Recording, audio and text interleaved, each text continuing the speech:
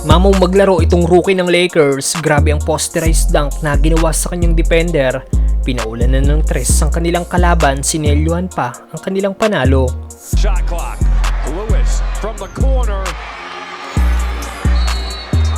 Bukod nga po kay Jalen Hood-Schifino na 17th pick ng Lakers na nagdaang NBA draft, isa pang rookie ng team na napili ay si Maxwell Lewis na napick bilang 40th pick ng Lakers. Well, si Lewis nga po ay isang 6'7" small forward na kilala bilang isang high flyer dahil sa taas nitong tumalon. Pero 5 games pa lang itong nakakapaglaro sa Lakers ngayong season, kung saan may average lang itong 0.4 points, 0.2 rebounds at 0.2 assists per game, playing 3.5 minutes.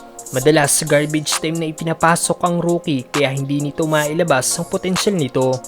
Ibinalik na nga po sina Maxwell Lewis at JHS sa South Bay Lakers na G-League team ng Lakers. At sa last game ng South Bay Lakers kontra sa Ignite, nagpakita nga po ng kanyang galing ang Lakers rookie kung saan nagtapos ito na may 25 points, 6 rebounds at 5 3-point shot. Narito naging highlights ni Maxwell Lewis laban sa G-League team na Ignite. Iwan ng defender ni Lewis at tinatake lang ang basket. First points ng South Bay Lakers ay mula sa Lakers rookie. Back-to-back 3-point shot naman ang pinakawala ni Maxwell Lewis sa play na ito. Going forward, but lead for Ignite. In transition, and Maxwell Lewis. Mala Vanderbilt naman ang steal na ginawa ni Lewis sabay atake sa basket. Easy points para sa Lakers rookie. Maxwell Lewis has been a terror. Pinaglaruan naman ni Lewis ang kanyang defender at pinadaan pa ang bola sa ulo nito.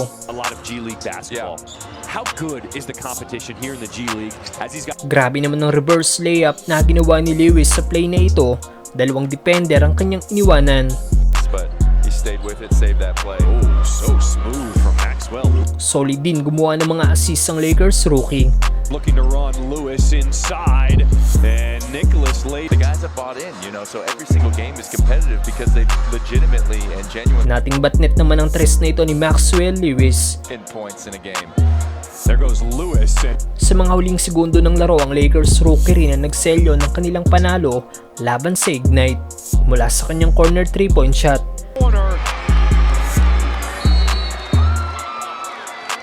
At nagtapos ang laro sa skoro 124-117. Itinuturing din ng karamihan na dunk of the year sa G-League ang ginawang posterized dunk ni Maxwell Lewis noong nakaraan.